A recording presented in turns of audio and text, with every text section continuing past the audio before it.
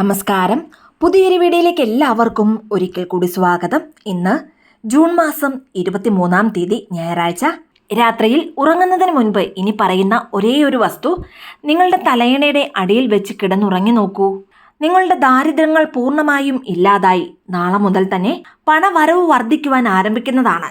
നമ്മുടെ ചാനലിൽ കൺദൃഷ്ടി, പണവരവിലുണ്ടാകുന്ന തടസ്സങ്ങൾ തുടങ്ങിയ നെഗറ്റീവ് എനർജികൾ ഇല്ലാതായി നല്ല രീതിയിൽ പണവശ്യമുണ്ടാകുവാനും നല്ല ആരോഗ്യം വർദ്ധിക്കുവാനും ധാരാളം താന്ത്രിക പരിഹാരങ്ങൾ, മന്ത്രജപങ്ങൾ, രഹസ്യ വഴിപാട് രീതികൾ കൂടാതെ ലോ ഓഫ് അട്രാക്ഷൻ മെത്തേഡ് എന്നിങ്ങനെ പല വീഡിയോയും ചെയ്തിട്ടുണ്ട്.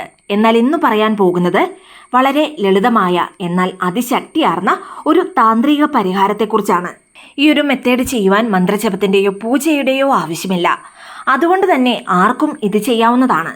ഈ അതിശക്തിയാർന്ന താന്ത്രിക പരിഹാരം എങ്ങനെയാണ് ചെയ്യേണ്ടതെന്നും ഏത് സമയത്താണ് ചെയ്യേണ്ടതെന്നും ഈ വീഡിയോയിലൂടെ മനസ്സിലാക്കാം. അതിനു മുൻപായി ഈ ചാനൽ ആദ്യമായി കാണുന്ന എല്ലാവരും സബ്സ്ക്രൈബ് ചെയ്യുവാനും അടുത്തുള്ള ബെൽ ബട്ടൺ പ്രസ് ചെയ്യുവാനും മറക്കരുത്. അപ്പോൾ എല്ലാ ദിവസവും ഇടുന്ന വീഡിയോസിന്റെ നോട്ടിഫിക്കേഷൻ ഉടൻ തന്നെ നിങ്ങൾക്ക് ലഭിക്കുന്നതാണ്.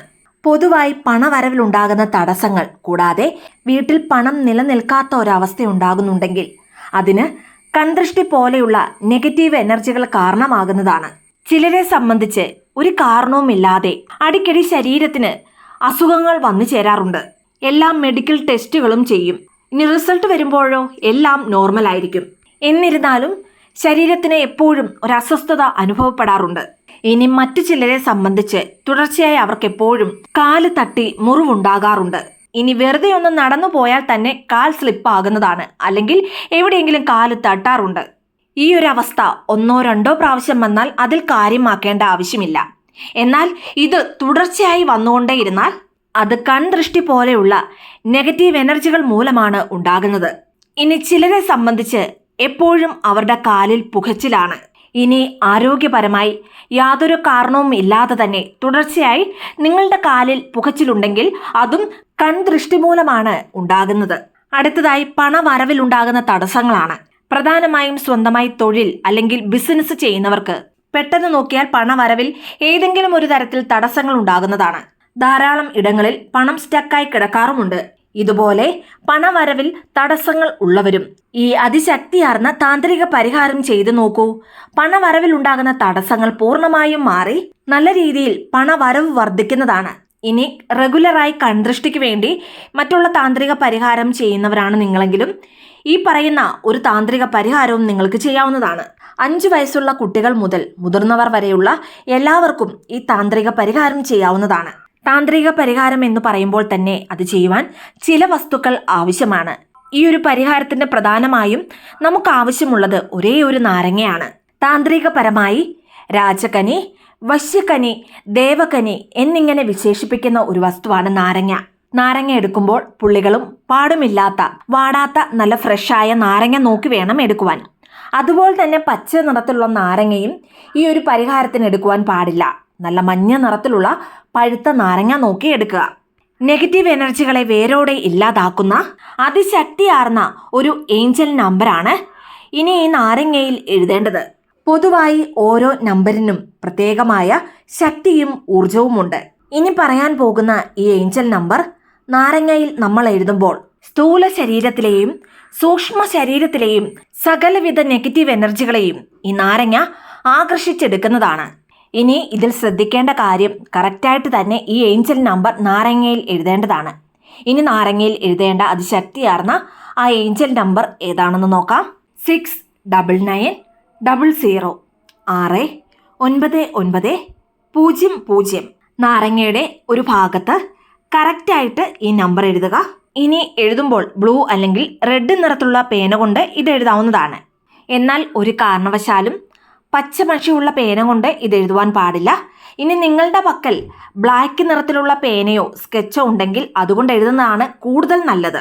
ബ്ലാക്ക് നിറത്തിലുള്ള പേന ഇല്ലാത്തവർ ബ്ലൂ നിറത്തിലോ അല്ലെങ്കിൽ റെഡ് നിറത്തിലുള്ള പേന കൊണ്ടോ ഇത് എഴുതാവുന്നതാണ്. ഇനി നാരങ്ങയിൽ ഈ നമ്പർ എഴുതുമ്പോൾ നല്ല വ്യക്തമായിട്ട് കാണുന്ന രീതിയിൽ വേണം എഴുതുവാൻ. അതുകൊണ്ട് തന്നെ നിങ്ങളുടെ പക്കൽ മാർക്കർ ഉണ്ടെങ്കിൽ ആ മാർക്കർ കൊണ്ട് ഈ ഏഞ്ചൽ നമ്പർ എഴുതാവുന്നതാണ്. ഇനി സാധാരണ ബോൾ പെൻ ഉപയോഗിച്ചാണ് ഇത് നിങ്ങൾ എഴുതുന്നതെങ്കിൽ നല്ല കട്ടിയായി വ്യക്തമായി കാണുന്ന രീതിയിൽ എഴുതുക.